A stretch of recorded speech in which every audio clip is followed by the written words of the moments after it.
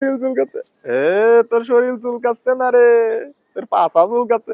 এ ভাই আমার পাছা চুলকাচ্ছে, পাছা চুলকাচ্ছে।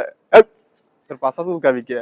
তোর পাছা দিয়ে রক্ত বের হচ্ছে। ও ভাই পাছা দিয়ে রক্ত বের হচ্ছে, পাছা দিয়ে রক্ত বের হচ্ছে। হেৎ, পাছা দিয়ে রক্ত বের হবি কে রে? ও আচ্ছা আচ্ছা। এ কে কে কে কে কে কে কে কে রে কে রে? এরকম শরীর তোর এরকম লাগে কে? আর করিস নে রে ভাই। ইনকিলাব জিন্দাবাদ এই শব্দটা শুনলে কেমন যেন শরীরে খালি কিরিবিরি করে, কিরিবিরি কিরিবিরি।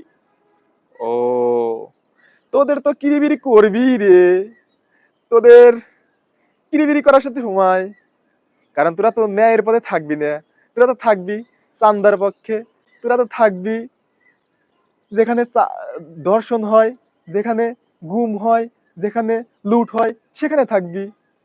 ওরে ভাই ইনসাফের প্রতি থাকতে ইচ্ছা করে না রে ভাই, সবসময় তো খালি কিভাবে অবৈধভাবে টাকা নিয়ে আসা যায় সেইভাবে তো আমাদের থাকা লাগবে রে ভাই, তাছাড়া কি করব, জীবনে তো কষ্ট করতে পারি না, কষ্ট কেমন করে করবো কত রে ভাই।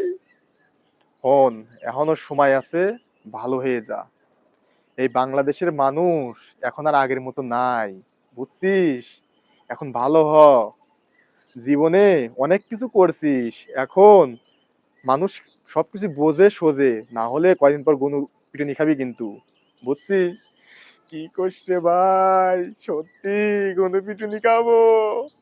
আচ্ছা ভাই ভালো হয়ে যাবো নে, ভালো হয়ে যাবো নে। এখন থেকে ন্যায় ও ইনসাফের প্রতি থাকবো।